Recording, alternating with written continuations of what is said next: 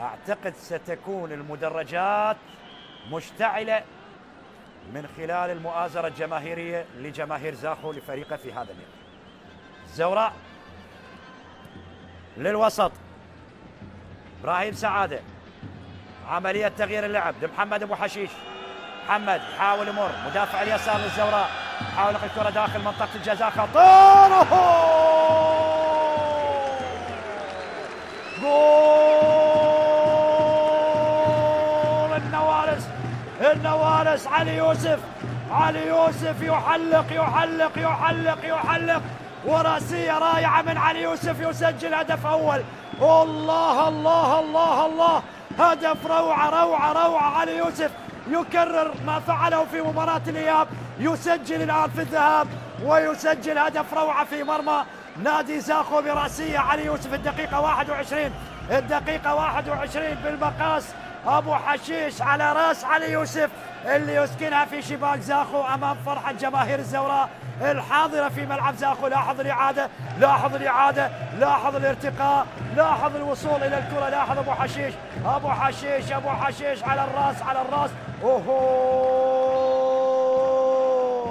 الله على علي يوسف، الله على علي يوسف، رابع أهدافه في الدوري العراقي مع الزوراء مع النوارس. يحلق، يطير علي يوسف، يحلق بالنوارس، يحلق بالنوارس بهدف أول في مرمى زاخو، في مرمى أبناء الخابور. الله على رأسية، الله على روعة الدقة من علي يوسف، يسكنها في شباك حارس المرمى محمد صالح ليضع فريق الزوراء بهدف التقدم في مرمى زاخو. 1-0. ركنية لزاخو، هل يعدل زاخو؟ تنفذ الركنية، المحاولة مستمرة، تقي جهة اليسار، محاولة خطيرة على مرمى الزوراء، ممكن الأول والتعادل، هدف تعادل لزاخو، جول لزاخو. حجازي، حجازي ماهر ماهر ماهر ماهر ماهر في هذه اللقطة، حجازي ماهر، وفرحة جماهير زاخو بهدف التعادل. زاخو يعدل النتيجة في الدقيقة 49 من بداية الشوط الثاني، وحجازي ماهر يعدل النتيجة لزاخو بهدف تعادل في مرمى الزوراء. هدف تعادل لزاخو في مرمى الزوراء يلهب مدرجات ملعب زاخو ولجماهير زاخو، وحجازي ماهر يسجل هدف التعادل. وكان ماهر في اللقطة الماضية يضع كرة في يمين حارس المرمى علي ياسين ليدرك التعادل لزاخو.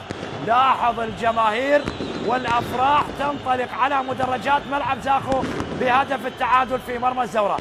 لاحظ الإعادة، تقف لا عملية تمرير داخل منطقة الجزاء، علي ياسين حاول الإبعاد لكن إبعاد ليس بالشكل المطلوب لعلي ياسين، وبالمباشر يضعها، حاول أن يكملها فرحان شكور لكن مرت كرة حجازي، حجازي ماهر، حجازي ماهر يتجاوز كل الحدود، حجازي ماهر ويسجل هدف التعادل لزاخو في مرمى الزوراء. لاحظ الإعادة، علي ياسين وخطأ في عملية الإبعاد، وحجازي يستغل خطأ الحارس علي ياسين ليسكنها في شباك الزوراء ويعدل النتيجة لزاخو.